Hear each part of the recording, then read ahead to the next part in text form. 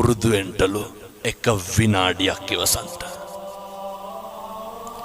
බන්ධනාගාර අධිකාරිවරයෙක් ලිපියක් ලියනවා. මරණ දඬුවමට උරුමකම් කියන හිරකාරයෝ 100ක් කරගෙන අහන්නේ හේතුව විදිහට මොකක්ද කියන්නේ? මහත්තයෝ එක විනාඩියක් ඉවසපු නැති එක. එක විනාඩියක් ඉවසුවා නම් මොකද වෙන්නේ?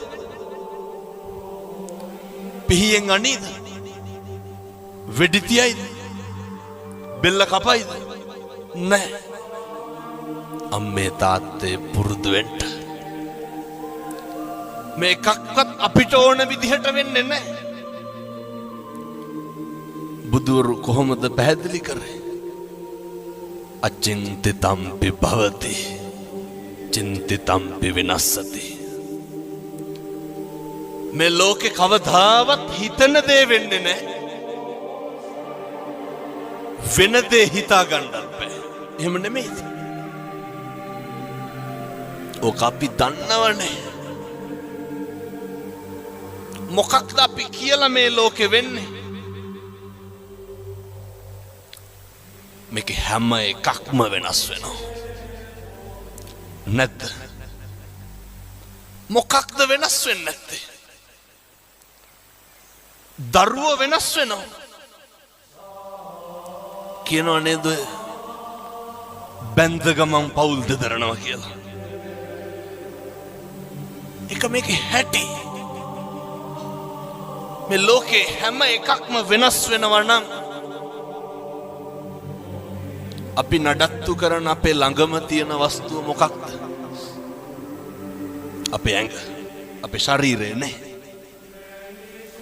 මේ කෙස් ටික වෙනස් වෙන්නේ නැද්ද? මම මේ කියන්නේ බාහිරයේ පැත්තකින් තියලා අපිට ඕන විදිහට ඕක තියාගන්න පුළුවන්. කවුද අර ඇමරිකාවේ පොප් ගායකයා අවුරුදු 100කට විතර වැඩියෙන් ඉඳ හිටියේ? Michael Jackson. මොනවාද ජැක්සන්ට තිබ්බ අඩුපාඩු? අපිට දැන් මොකක් හරි වුණොත්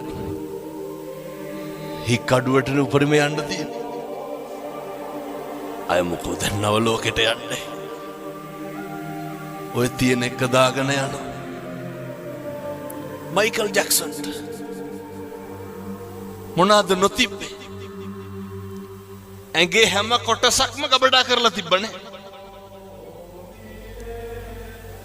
දක්ෂ පක්ෂකම් තියෙන වෛද්‍යවරු 24 පැය සූදානම්ෙන් හිටියා. මරුනේ නැත්. අපි ගැන කවර කතාද? කොරෝනා තිබ්බනේ. මහරජා මරුනේ නැත්. මොකද සල්ලි නැතුවද? මංගල සමරවීර මහත්තයා දඩබ්බර සල්ලිකාරයෝ මරුනේ නැත්. ගම්වල අපිට තිබ්බේ දෙතුන් පාර හොදපු මාස්ක් එක විතරයි. කම්මං දල්හං කින්ති කරෝමි. කර්මය දැඩි වුණාම හැම එකක්ම මේක වෙනස් වෙනවා. මතක තියාගන්න. දල්ල කඩි කාලා මිනිස්සු මැරෙනවා, නයි කාලා බේරෙනවා. එහෙමයි. අපේ කියලා අපි තියාගෙන හිටපු අපේ මේ ශරීරය මේකේ දවසක් එනවා. අර බුදුහාමුදුරුවෝ ගන්නන්නේ මගේ නිකන් ටැග්ලයින් එක වගේ තියෙන්නේ අත්තාහි අත්තනෝ නැති. හරි සනාතනයි. අපේ අතින් අපිට වතුර ටිකක් බොන්න බැරි දවසක් එනවා. එහෙම නෙමෙයිද?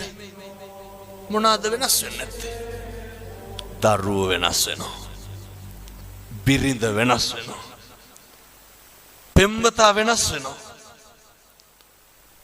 බාහිර ලෝකයේ කවර කතාද? මමත් වෙනස් වෙනකොට ඒ හින්දා කිසිම දෙයක් ගැන අධිතක්සේරුවෙන් ඉන්න එපා. අතීතං නානු සෝචන්ති නප්පචප්පන්ති නාගතං පච්චුප්පන්නේන යාපෙන්ති බුදුරු දේශනා කරේ. අතීතය ගැන හිතලා දුක් වෙන්න එපා. අතීතේ හිරකාරයෙක් වෙන්න නරකයි. ඔය මේ පින්නතුන්ගේ නැද්ද ජීවිතේ අතීතයට ගියොත් නිවැරදි කරන්න මොකක් හරි. සමහර පින්නතුන් කියනවා නේද ඔය දැන් නම් හාමුදුරනේ කරන්න දෙයක් නැතිකමට ඉන්නේ කියලා. දරුවෝ හින්දා ඉන්නේ කියලා කියන්නේ අම්මලා සේර මොළු වනනවා. ඒක ඇත්ත. අප්පිරිය වෙලා ඇති. තිත්ත වෙලා ඇති. හැබැයි කම්පානම් වෙන්න එපා. මම කිව්වේ නෑ රුපියල් 100ක්වත් වියදම් වෙන පින්කමක් හොඳේ. අතීතේ තියාගමු. දැන් අර වාහනේ සයිඩ් කණ්ණාඩියෙන් මොකද කරන්නේ? ඒක බලාගෙන ඉස්සරහටද යන්නේ පස්සටද යන්නේ? ඉස්සරහ බැලන්ස් කරන්නේ මොකෙන්ද?